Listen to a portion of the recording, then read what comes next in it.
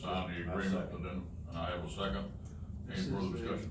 This is an addendum to our current MOU. That's correct. That is It's correct. This one page, right? Yes. Yes, sir. And I think Ms. Washington has mine over here for me to sign. Okay, any further discussion? All those in favor? Aye. All opposed, same sign, carries 5-0. Okay, Thank thank you, you. Ms. Hill, and tell Tom, Just let them know that we did it, and, they might come on board. I'm telling them. tell Tom O'Kelly for me. I will. Okay. Moving on to number 3, discussion regarding the advertisement of ordinance and proposal for, repealing all the county ordinances which apply to the sale of alcohol. Mr. Chair, we had this at our last meeting, That's correct. and, as the gentleman said this morning, nobody made a motion to do anything, and we're saying that we're pro-business, we got a lot of stuff coming down that we need to navigate through in order to help businesses here in our county. And I got a little story I wanna share. I ran into a relative a couple of weeks ago. He lives in Indiana now. After high school, he joined the Army, retired, worked for AT&T, retired from there. And my question to him was, when you coming back home? He said, well, I come back to Madison, y'all don't want businesses to come there. And that hurt me.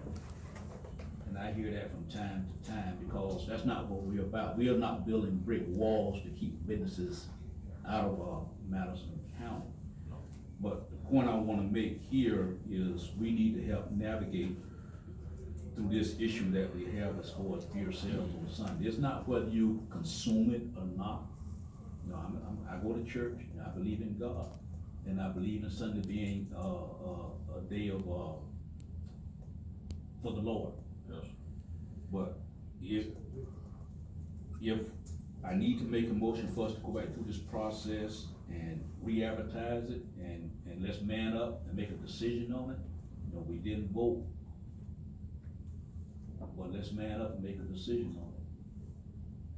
I agree, Mr. Commissioner, that we, I think we kinda dropped the ball last time, and I think we need to give it a hit, either a thumbs up or thumbs down, and make a decision.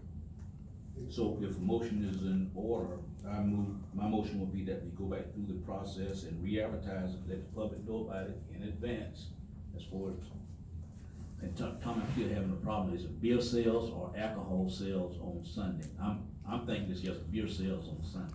Well, okay, the ordinance that you all could enact would deal with the unincorporated area of the county. Right. And of course, the only thing that's being sold in the unincorporated area of the county is beer. Right. You have 2 liquor stores in Madison County, but they're in the city limits of Madison, so this ordinance wouldn't affect them. Right. So practically, I think the effect would be just beer. But now the ordinance, I don't think can read that way. I think it's gonna have to say that, sale of alcohol is going to be at these particular times, and not gonna differentiate.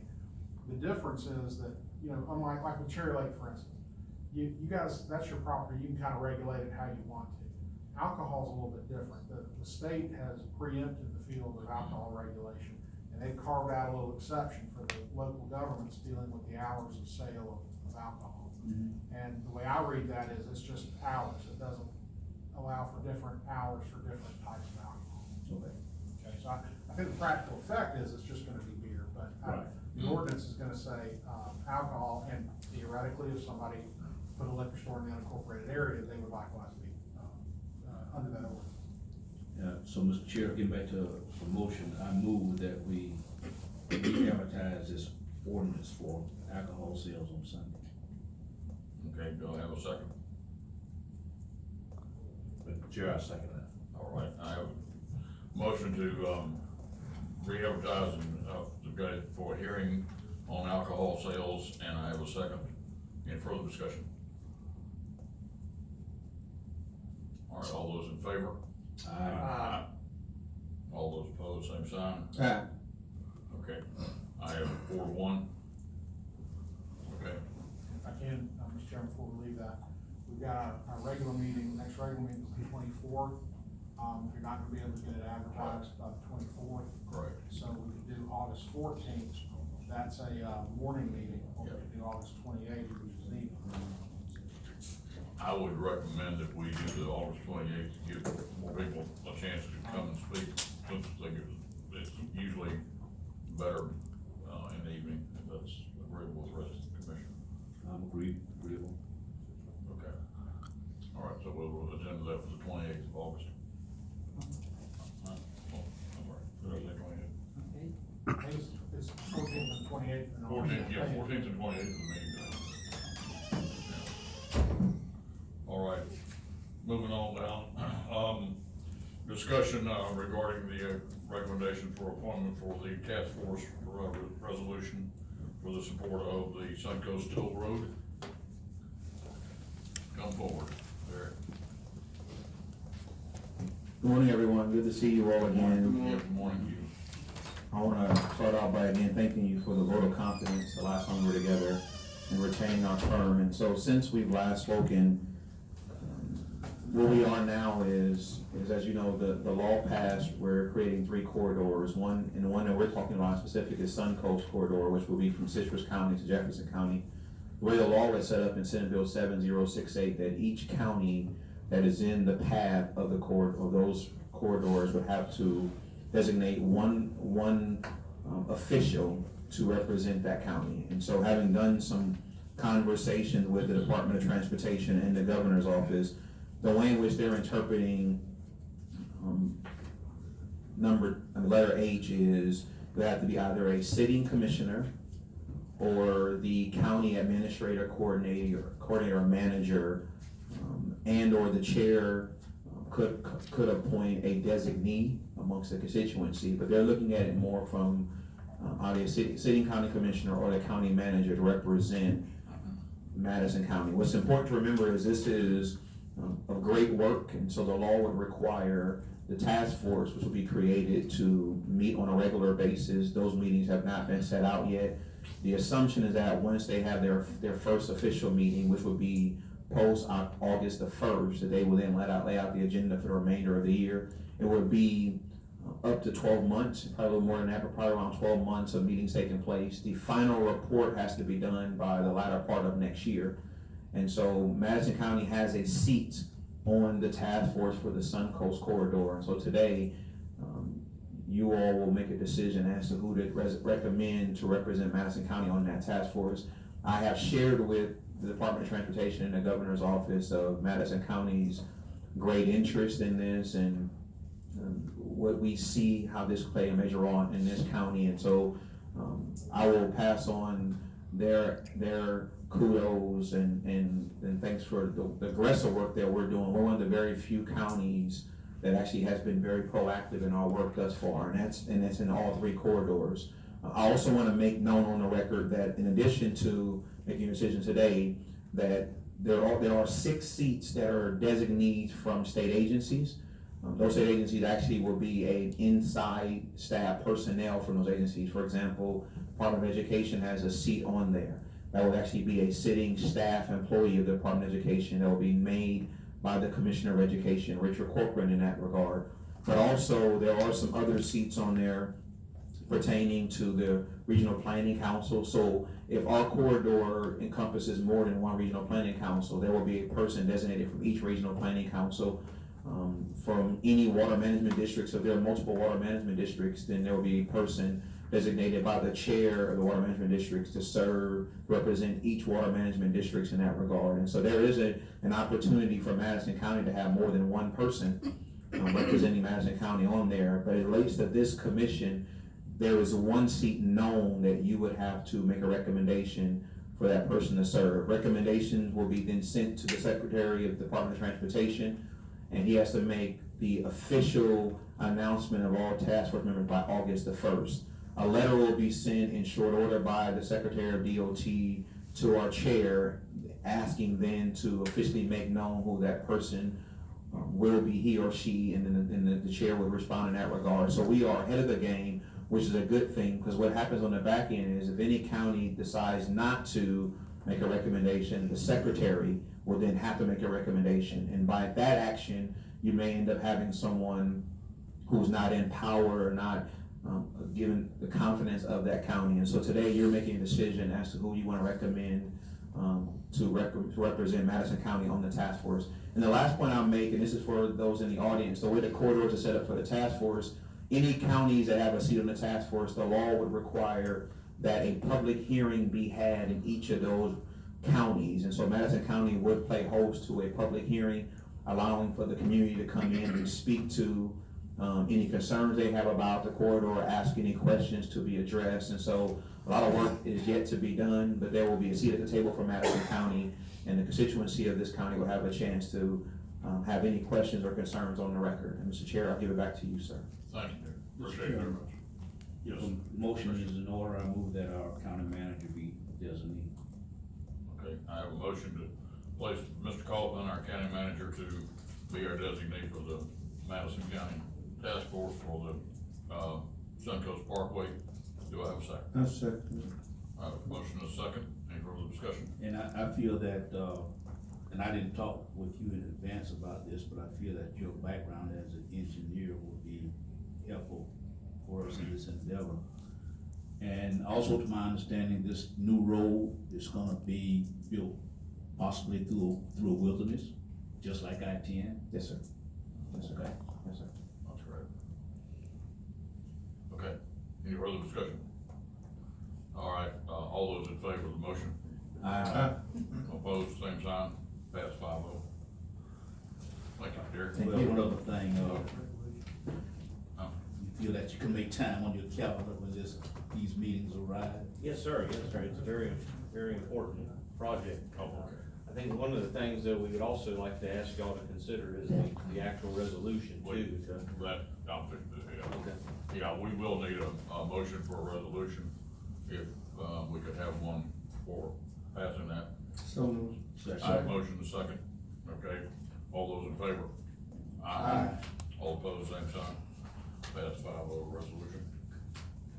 Mr. Okay. Chair, if I could say one last thing, the other part, we have made a vote, and again, I give kudos to this commission for being proactive.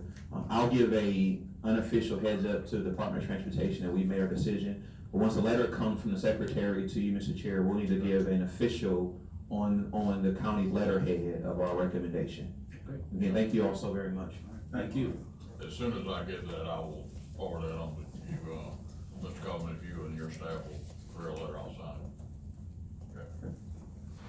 All right, that concludes our approved agenda. Mr. Davis? Just a quick update, tonight at 6 p.m., the, River Task Force will be meeting again with the City of Valdosta, or City of Valdosta Council, regarding the, wastewater treatment plant, their issues. Just to bring you up to speed, last commission meeting, when I mentioned that our task force was meeting the next day, which was Thursday, a couple of weeks ago.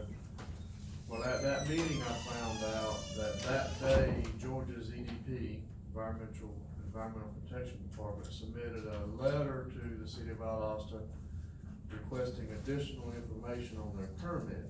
The whole thing on this, retention area that the City of Valdosta is trying to build is contingent upon Georgia's EDP permitting, just like we get permits from DEP and FAR. And, well, that's been pushed again, because now after 7 months, they're asking for additional information, and their engineer is estimating their council that it's gonna take another several months to, and a pile of money spent on engineering to get this extra information to build an 8 million or 7 million gallon retention area with berms and a liner and such as that. So we did, Brian and I were at the meeting, we did ask, and the Representative Josh, what's Josh's last, do you remember Josh?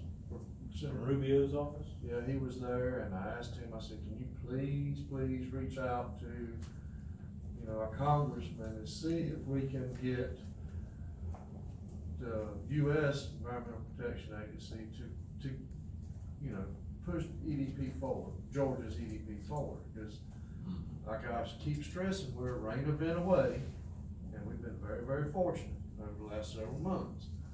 And it just seems to me that we're being tied down and held back and tied down from the bureaucracy of all this stuff that goes on. And, that's one of the discussions we'll have tonight. There is a request from some individuals for asking the city of Valdosta to partner with Lowndes County to build a temporary berm that, should there be a spill, that would retain that area to keep it from reaching the river. There's some land that the county owns up there that could potentially be used to build a dam or retention area to have a flow to keep it from ever reaching the river, which would protect us and the county south of us. So that's where we are today on that. Were we anticipating having a completed, Rick, are you planning on being there tonight? Yes. Okay. Were we anticipated having a completed storage basin completed by the fall? Is now being pushed out another several months, is all they're saying. So that's where we are on that. Regarding the toll road issue at that planning council meeting that we attended, there was about 20, would you say 20 teenagers / young adults, somewhere along in there, that during comments to from the public from Alachua County, all of them from Alachua County, opposing the toll road because they feel that the toll road is a detriment to the economy of Florida. Now, that's in the I-75 corridor, main issue. Alachua County's having a lot of problems with traffic congestion and traffic issues.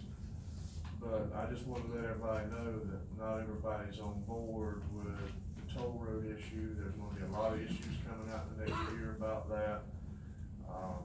My perception of that is I feel like, and you have a commissioner there that's opposing it, wanting the regional planning council to put out a resolution opposing the toll road. Well, I think from y'all's perspective, what you would want me to do is support it.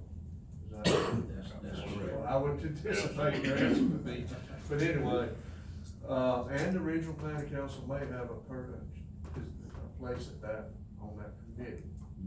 And, so this commissioner is asking for the planning council to come out publicly opposing the toll road issue, which I think that's going to be a big divide amongst the planning council, but I think that the majority of the planning council members who are commissioners and council members from our region to compose that. So, that's gonna be an issue that we'll face down the road a little bit.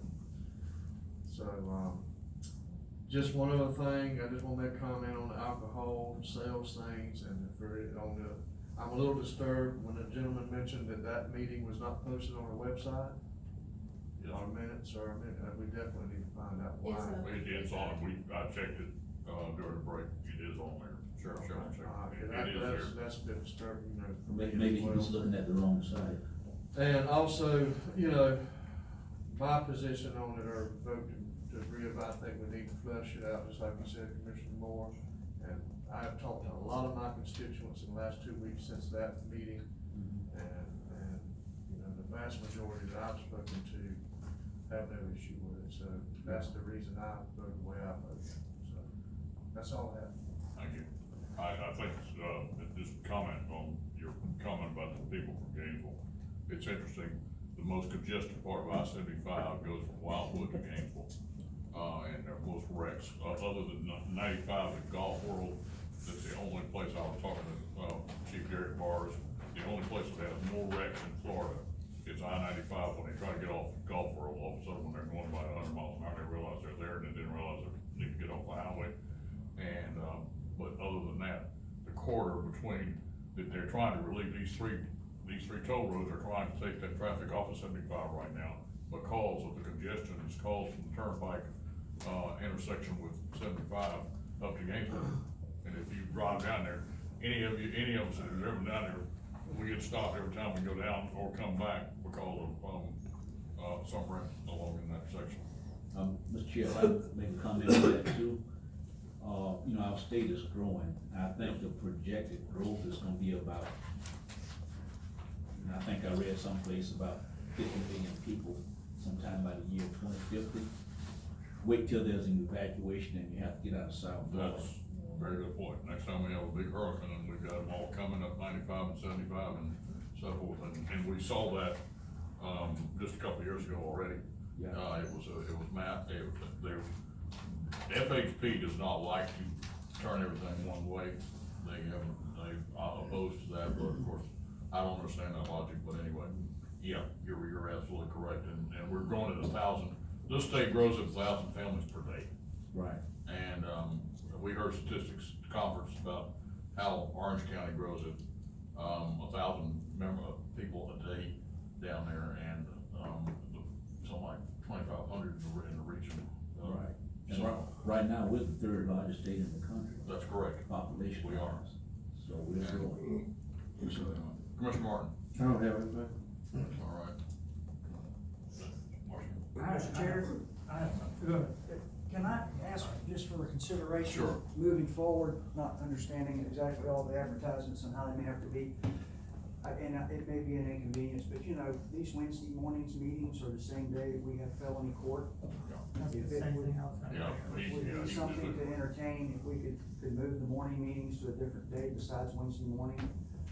Felony courts are a very big day, and so parking is a commodity to begin with, and so it's just a lot more impact for your local businesses around here and so forth, is that people parking blocks away to get to where they need to be, just some kind of way, if that could be a consideration. I do think we need to take that up, sir, is that something we need to do? I was just gonna add to what Ed just said, is that, I feel the comments from the businesses whenever they complain about parking. Sure. And I can't do anything about felony court day, but y'all's meetings, there is something that can be done, we can move to a different day, or Yeah. perhaps another evening meeting, 2 evening meetings, whatever you guys decide, but I was just gonna suggest the same thing, cause right now you can't park. Then 4 blocks that you're doing. Monday mornings, Monday evenings. That's just something for y'all to consider. Instead of Wednesdays. I would not be opposed to either 2 evening meetings or another day. I'm neutral on that. If I can make a suggestion, whenever we look at moving them before, Yeah. kind of the issue is you wanna make sure you don't hit school board and city commissions and all that. Well. Probably if y'all want, the next meeting is gonna be an evening meeting. Right. Maybe have, Brian and staff look and kind of give us a schedule of what meetings are when during the month, and then y'all can Mhm. pick one of the 3 days, and if you want to move it. Well, we know Tuesday night would be definitely out because school has. School board's Monday. Monday night, I'm sorry, Monday night's, school board. And historically, so- Wednesday nights has always been a conflict with, Yeah. church services and stuff. And, the Tuesdays is city commission. city committee, city commission That's why I was too. referring to maybe a Monday. I think we still used to meet, not before my time, but on Mondays. I don't. Now it's always been Wednesday. Always been on The Commissioner Martin, Always Wednesdays. Commissioner Martin is a distinguished statesman here. Yeah. He may remember. Well, my memory was it was Wednesday morning. Yeah. One time a month, and then we went to Wednesday morning twice a month, and then we went to one morning, one Night, evening. yeah. And it used to be the first and the third Wednesday, and then now, of course, it's the second and fourth Wednesday. Is there any issues with the evening meetings to allow the public more opportunity? Cause I've got lots of complaints in the past about morning meetings, Mhm.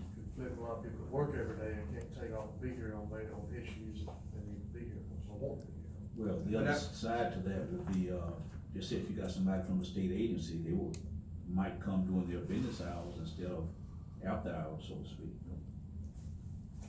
We just need to look at the whole picture. Well, if we can, let's re-agenda that for, our Can we next- ask staff to just kind of Just research all? research, see what looks best. We'll put a calendar together for you, Okay, and you can kind of look at it. let's do that. Cause I know our Wednesday meetings, a lot of times, we've had to reschedule or cancel these meetings for fact and everything else, so. I think Monday, maybe. That's true, the fact meetings are always in the middle of the week, Thursday, Fridays, and, Wednesday, Thursday, Friday, so yeah, if we kinda could go up to, say, Monday, I think it would work a lot better, and I personally have no preference to, 2 evening meetings myself, and I think that would eliminate a lot of the problem. Commissioner Moore, I'm nothing. Commissioner Moore, I'll yield my time, Mr. Chair. all right, Thank you, Mr. Chairman. If I could. I wanted to point this out, I just now realized it. What we had been talking about with the country club folks was doing a special meeting of the P and Z board on August 15th, and then have that come back at our August 28th meeting. And of course, we do a special meeting, and, you know, we try to do a special meeting if there's been a problem with advertising, and, you know, try to accommodate that. I just noticed though, that means you're gonna have that, meeting on the country club issue on the 28th. I think y'all just said to do the alcohol on the 28th. That's two, they're gonna draw a lot of people at the same time. If, you know, and I just point that out, there's no reason you can't do it that way if y'all want to, but we can also separate it out. One suggestion would be that we take, go ahead and take both of them, but perhaps move the courtroom and the courthouse, because it is a bigger meeting. That's my way of thinking. Okay, would that be acceptable to the other commissioners? We just go ahead and do that on the 28th, but let's move the agenda of that meeting for the courtroom. I think the clerk has changed his Check calendar. our clerk. Right now, I don't have anything there, but Okay, you don't have that. I'm gonna assume it's gonna be open for an evening meeting. Okay.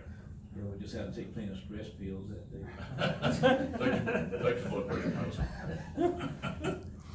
Okay, Major, you got anything? Yes, sir, thank you. All right, anybody else back, Mr. Kaufman? No, sir. All right, Ms. Pickles, you're up. I was gonna say, Well, don't wait. look like the stitch. No, I never. She's always